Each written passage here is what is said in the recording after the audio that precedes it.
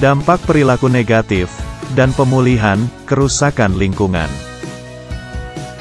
Perilaku negatif adalah perilaku yang tidak baik. Perilaku negatif dapat menimbulkan akibat buruk. Kalau manusia berperilaku negatif pada lingkungan, maka akan berakibat pada kerusakan lingkungan. Perilaku negatif ada yang dilakukan secara sengaja dan yang dilakukan secara tidak sengaja. Contoh perilaku sengaja adalah pembakaran hutan yang dilakukan dengan tujuan untuk membuka lahan pertanian dan perkebunan. Mereka menganggap bahwa membakar hutan itu bisa lebih cepat dan biayanya murah, sehingga tanpa harus susah payah menebang pohon untuk mendapatkan lahan pertanian dan perkebunan.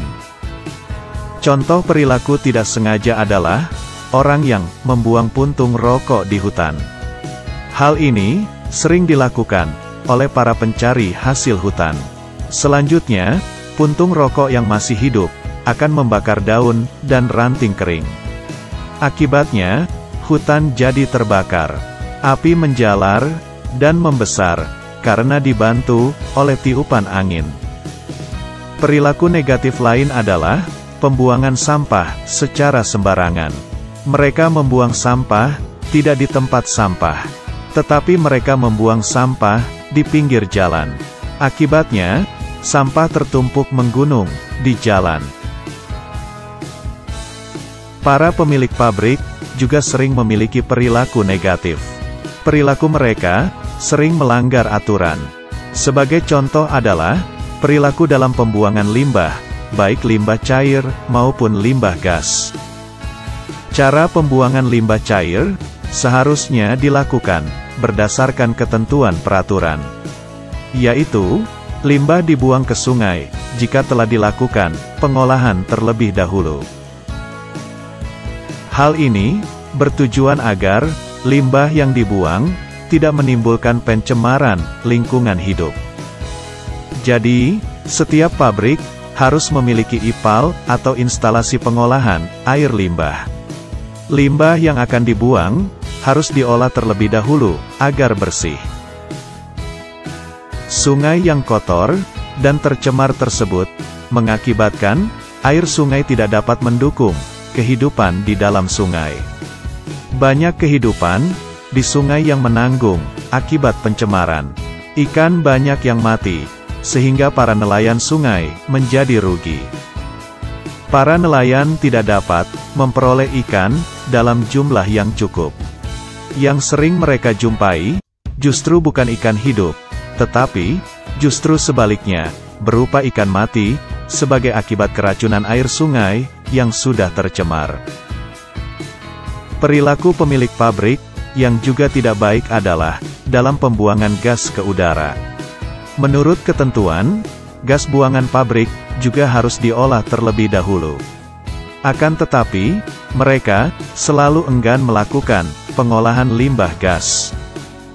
Hal ini terjadi karena alasannya juga mungkin sama, yaitu untuk menghemat biaya produksi, sehingga mereka dapat memperoleh laba yang sebesar-besarnya. Udara buangan pabrik melalui cerobong, asapnya tampak sangat keruh dan kotor.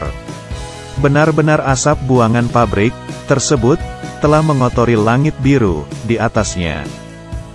Dari limbah gas buangan pabrik tersebut dapat digambarkan bahwa pabrik masih melanggar ketentuan peraturan yang ada. Di sisi lain, masyarakat kita ternyata juga belum berperilaku baik pada lingkungan. Pedagang kaki lima masih berperilaku jorok. Banyak pedagang yang tampak dari depan sudah mandi dan rapi. Akan tetapi, ketika dilihat di belakangnya, ternyata mereka membuang sampah secara sembarangan. Keadaan lingkungan hidup tidak boleh mengalami kerusakan. Setiap kerusakan lingkungan harus segera ditanggulangi. Sebagai contoh adalah kebakaran hutan. Setiap orang harus membantu memadamkan kebakaran hutan, sehingga pekerjaan sulit dapat diselesaikan dengan mudah. Bagaimana cara mengatasi kebakaran hutan? Kebakaran hutan tidak cukup diatasi dengan memadamkan api. Upaya mengatasi kebakaran bukan sekedar memadamkan api, tetapi memulihkan kondisi lingkungan tampak lebih penting, agar kondisi lingkungan bisa pulih seperti sedia kala. Lingkungan yang rusak itu berbahaya, karena dapat mengancam kehidupan manusia. Lingkungan rusak harus segera diperbaiki. Salah satu cara perbaikan dilakukan dengan penghijauan. Penghijauan juga dapat dilakukan di daerah pantai. Mengapa pantai perlu penghijauan? Karena pantai memiliki hutan bakau yang seringkali dirusak oleh manusia. Padahal, hutan bakau itu penting bagi pantai, karena berfungsi sebagai pelindung pantai, dan tempat hidup, mencari makan, dan berkembang biak binatang pantai. Hutan kita bisa lestari jika kita mau menjaganya. Oleh karena itu, marilah kita menjadi orang yang peduli terhadap hutan, baik hutan di gunung, di bukit, maupun hutan bakau di pantai. Salah satu upaya pemulihan kerusakan lingkungan adalah kegiatan penghijauan. Penghijauan merupakan upaya menanami kembali lahan yang telah gundul. Penghijauan bertujuan mengembalikan lahan agar bisa hijau seperti sedia kala. Lahan dipenuhi dengan tumbuhan sehingga menghasilkan udara yang segar. Untuk itu, pada lahan gundul harus dilakukan penghijauan. Penghijauan mempunyai banyak manfaat, antara lain: 1. Penghijauan dapat mengurangi erosi. 2. Penghijauan dapat mencegah banjir. 3. Penghijauan dapat menambah resapan air. 4. Penghijauan dapat meningkatkan kesegaran udara. Lahan gundul adalah lahan yang telah rusak dan memiliki ciri-ciri: 1. Tanahnya tidak ditumbuhi tanaman. 2. Tanahnya tipis. 3. Tanahnya mudah terkikis. 4. Tanahnya mudah longsor. Nah, dari penjelasan Pak Heri, dapat kita simpulkan sebagai berikut. Sebagian manusia suka berperilaku negatif. Perilaku negatif ada yang dilakukan sengaja dan tidak sengaja. Perilaku negatif dapat membahayakan lingkungan hidup karena sering menimbulkan kerusakan lingkungan hidup.